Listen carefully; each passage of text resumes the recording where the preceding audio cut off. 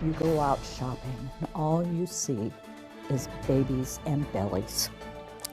And it was, I know the whole world wasn't pregnant, but it sure felt like it was.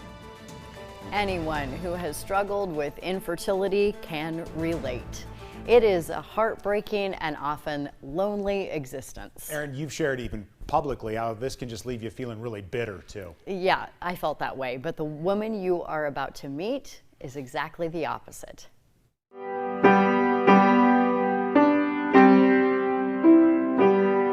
And remember that when you make a mistake like that, just keep playing through it. That's Rondie Folkert's motto for piano Let's start there, and life. like that. There you go. Okay, try it again. When you wrote to me, you wrote that you had always wanted to be a mom, but that really became clear for you when you had a baby sister come home. Yes, when my youngest sister came home, Mom brought her home. I was 10 years old at the time. I got to help take care of the baby. It was like my real life dolly. That was the beginning of my dream. I knew someday I was going to be a mommy. Yeah. And I wanted 6 kids. Oh, and you had the number. I had the number. Rondie just assumed her dream would come true, especially when she met her husband, David. A friend of ours introduced us on a blind date. And Oh, I want to hear more about this story. oh my goodness. What year was this? Let's see. That would have been in '69. They got married in 1972 and expected to get pregnant right away. So we started trying, and we tried, and we tried, and we tried. And nothing was happening. They saw several doctors and were eventually referred to one at the University of Iowa. We went through fertility treatments for 2 or 3 years, and they really never came up with a definitive reason. There were problems, but, nothing that would absolutely preclude our getting pregnant, but it still didn't happen. Your faith has really been the bedrock of how you've coped. Yes, absolutely. I could not have put one foot in front of another. In fact, in the early days, back in those days, we didn't talk about depression and clinical depression, things like that. I'm sure I was, because every morning it was torture to wake up. As long as I could sleep, I could dream. I was a mother. Rondie and David decided to pursue adoption, first through the state. The Hardin County Human Services had changed offices from Eldora to Marshall County to Tama County, and somewhere in between those moves, they lost our application. So we had to start all over again. We tried adopting privately, and we were given 3 names to follow up with. One mother changed her mind. She decided to keep the baby. Another mother decided at the last minute to choose someone that was closer to her.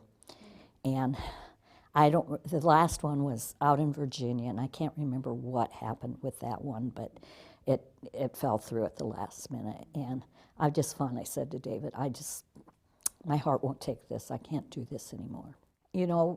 People talk about grief when they lose a baby or a child. With me, I didn't lose a child. I lost a dream. My grief I finally came to terms with the fact that my plan was not God's plan.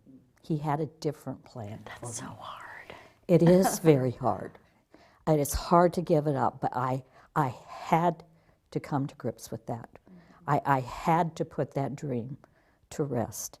And I said, God, you're going to have to change me so that, give me a new direction. Because he gave me that love of children for a reason. Rondie had already been teaching piano lessons and Sunday school for years. she really turned her focus to those children in her life There you go. instead of the ones she was missing. Just look at the steps and skips, and that'll help you figure out what the notes are. You've mothered a lot. I have. I've even thought about what can I put on my tombstone that instead of the children or the parents of, I don't know. I still don't know what it is. But Mother to countless yes, children. yes. What would you say to other women out there who are either going through this right now, or if they're like you, several years beyond it? Surround yourself with children. There are so many opportunities out there to be able to, and enjoy your friends' children. Make them yours. Enjoy life. Enjoy life. Don't let life become unlivable, because there's so much out there to live for. Rondi admits she still has her moments. Mother's Day can be really hard. That is coming up, of course. But she always gets flowers from Josie and her family, the student you saw in her story. Another incredible perspective. These women are so remarkable, and you're not done introducing us, right? We got another one coming. We have several more families coming up, but actually coming up tomorrow night, we're going to take a break from emotion and delve more into facts. You're going to meet a doctor who's the head of the infertility clinic at the University of Iowa. All right, we're going to learn something as well. Thanks so much, Erin. We got